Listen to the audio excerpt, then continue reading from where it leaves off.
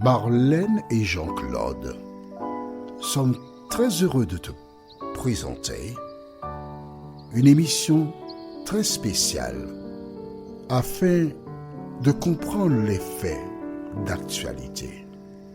Merci pour ta fidélité. Merci de continuer cette magnifique étude que nous faisons depuis un moment. Aujourd'hui, nous voyons la 44e édition spéciale, la fin des 1000 ans. Il nous reste 6 études après celle d'aujourd'hui. La fin des 1000 ans, nous avons 2 références bibliques. La première, 1 Thessaloniciens 4, les versets 13 à 16. 1 Thessaloniciens 4, les versets 13 à 16. Et Apocalypse 20, versets 7 à 9. Pourquoi nous voyons 1 Thessaloniciens 4, versets 13 à 16? C'est pour les nouveaux. D'accord? Pour que les nouveaux sachent, pour qu'ils lisent. Avant d'aborder notre thème, recherchons encore la présence du Saint-Esprit par la prière. Notre Seigneur et notre Dieu, nous voici encore là devant toi pour te dire merci. Merci pour tes bienfaits. Merci pour ta fidélité. Merci pour le salut que nous avons en Jésus-Christ. Cet esprit, merci de continuer de nous conduire dans toute la vérité, nous t'en prions. Au nom de Jésus et pour ta gloire éternelle. Amen. Rappelle-toi, nous allons lire d'emblée 1 Thessaloniciens 4, verset 13 jusqu'au verset 17. Afin d'aider celles et ceux qui ne connaissent pas ces références, de se familiariser avec ce qui arrivera au retour de Jésus. Lisons. Je lis dans la Bible version Le Semeur. Nous ne voulons pas, frères, que vous soyez dans l'ignorance au sujet de ceux qui sont décédés, afin que vous ne soyez pas tristes de la même manière que le reste des hommes qui n'ont pas d'espérance. En effet, puisque nous croyons que Jésus est mort et ressuscité, nous croyons aussi que Dieu ramènera par Jésus et avec lui ceux qui sont morts. Car voici ce que nous vous déclarons d'après une parole du Seigneur. Nous qui serons restés en vie au moment où le Seigneur viendra, nous ne précéderons pas ceux qui sont morts. Ça veut dire quoi? Qu'on ne montera pas au ciel avant ceux qui sont morts. En disant nous ne précéderons pas, il dit de manière claire et précise que les morts sont encore dans la tombe. Est-ce que c'est clair pour toi? Nous ne précéderons pas, on ne passera pas avant ceux qui sont morts. Lisons la suite.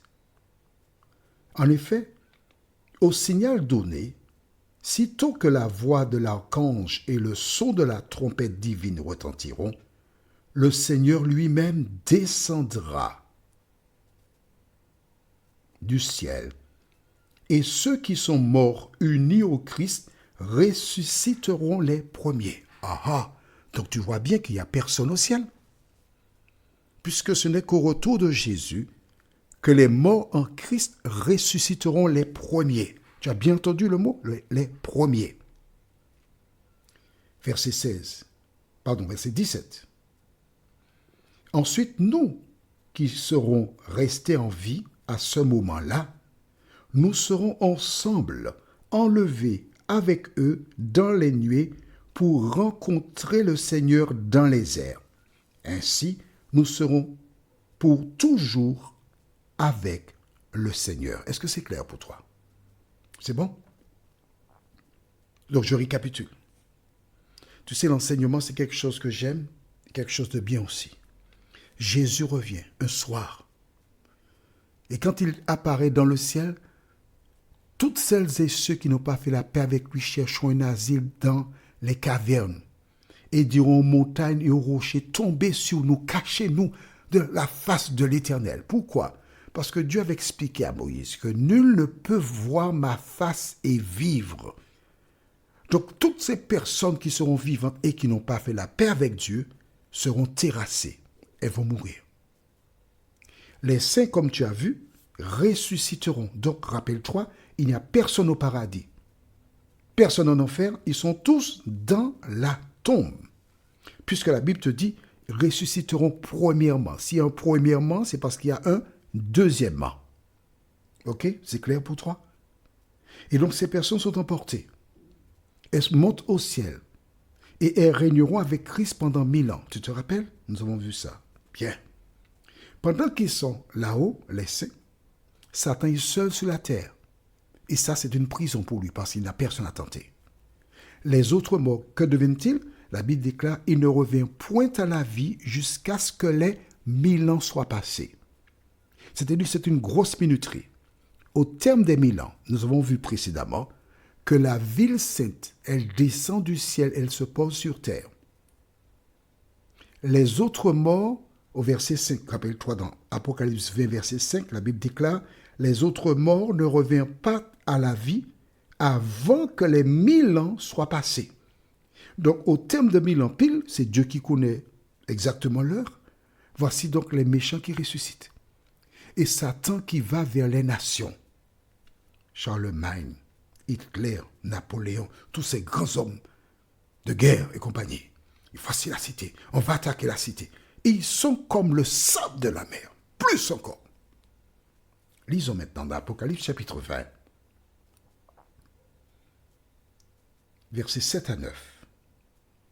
Quand les 1000 ans seront passés, Satan sera relâché de sa prison et il sortira pour égarer, j'aime beaucoup la version ma Bible.net, égarer, c'est-à-dire il va continuer d'égarer quoi, pour égarer les nations qui sont aux quatre coins de la terre, Gog et Magog, afin de les rassembler pour la guerre. Elles sont aussi nombreuses que le sable de la mer. Il y a du monde là. Depuis Adam et Ève, toutes celles et ceux qui n'ont pas accepté Jésus, jusqu'au moment où Jésus revient, toutes ces personnes sont là comme elles sont plus nombreuses que le sable de la mer. Rappelle-toi, je t'ai expliqué précédemment que, en fait, Apocalypse 21, verset 2 se trouve juste, on va même dire, à la fin du verset 6, c'est une partie du verset 7. Satan va rassembler toutes ces personnes pour la grande guerre.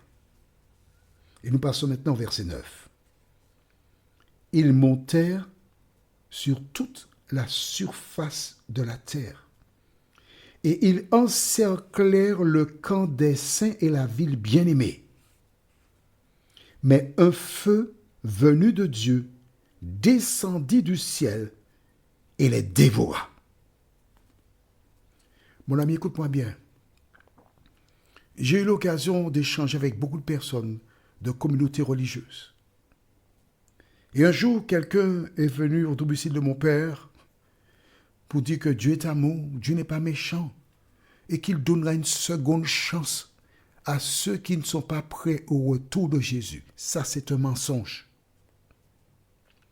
Ça, c'est un gros mensonge. Des personnes déclarent qu'il y a une seconde chance. Ce n'est écrit nulle part dans la Bible. La Bible déclare que lorsque Jésus reviendra, toutes ces personnes qui ne sont pas dans la cité encercleront la ville. Mais c'est à ce moment que Dieu fera pleuvoir sur ces personnes un feu qui les détruira pour toujours. Est-ce possible? Beaucoup de personnes doutent. Beaucoup de personnes se fient sur Dieu est amour. Mais laisse-moi te dire une chose. Un jour, l'Éternel alla voir Abraham. Il dit, bon, je vais descendre voir ce qui se passe à Sodome et Gomorrhe. Parce que là, ça a trop duré, cette affaire-là. Et voici Abraham qui sait ce qui se passe à Sodome. Il sait. Ce n'est pas Dieu qui a informé Abraham. Abraham sait ce qui se passe à Sodome. Il entame une conversation, une négociation. Mais Seigneur, mais non, c'est pas comme ça que tu fais ça. Tu ne peux pas détruire les méchants, les bons. Mais s'il y a 50 justes à Sodome, est-ce que tu vas détruire la ville? Et Dieu dit non. 45, non. 40, non. 30, non. 20, non. 10, non. Abraham est convaincu qu'il y a au moins 10 justes à Sodome et Gomorrhe. Pourquoi? Je t'explique. Il a son neveu, 1, son épouse, 2, 2 filles dans la maison qui sont vierges. Ça fait donc 4. Il a des gens, dit la Bible. Si on dit des gens, ça veut dire qu'ils sont au moins 2. Donc, prenons un exemple. Ils sont deux gens qui ont épousé 2 filles. Ça fait donc 8 personnes. Et il a des serviteurs. Donc, il y a au moins 10 personnes qui sont à Sodome, qui pourront sauver Sodome. Mais il n'y avait pas 10. Parce que les gens de l'eau ont pris cela pour une plaisanterie. Quand Dieu a laissé Abraham, les habitants de Sodome étaient déjà condamnés. Quand les 2 anges sont arrivés à Sodome, les habitants étaient déjà condamnés. Ils ont mangé, ils ont bu, ils ont dormi. Et le lendemain, à leur réveil très tôt, les gens étaient déjà condamnés. Et un feu est descendu du ciel, a brûlé Sodome. Sodome, Gomorrhe, est là en témoignage pour donner une idée de ce que Dieu peut faire. Et la femme de l'eau est là jusqu'à ce jour comme une statue de sel. Prions, notre Seigneur et notre Dieu. Nous savons que tu n'es pas un homme pour mentir, ni un fils d'homme pour te repentir. Merci Seigneur de continuer de visiter tes enfants. Alors que plusieurs ont découvert la vérité, de les aider à lire à nouveau, à écouter à nouveau et demander au Saint-Esprit de les accompagner. Afin que tous se donnent à toi avant qu'il ne soit trop tard, nous t'en prions. Au nom de Jésus et pour ta gloire éternelle. Amen. Que l'Éternel continue de te bénir et il me tarde de te retrouver. Nous sommes parvenus au terme de notre réflexion. Si d'aventure tu as une question, il te suffit d'envoyer un message par le biais de WhatsApp au numéro suivant, plus 596 696 88 93 93. Et alors Jean-Claude, moi, je me ferai un réel plaisir de répondre à ta question.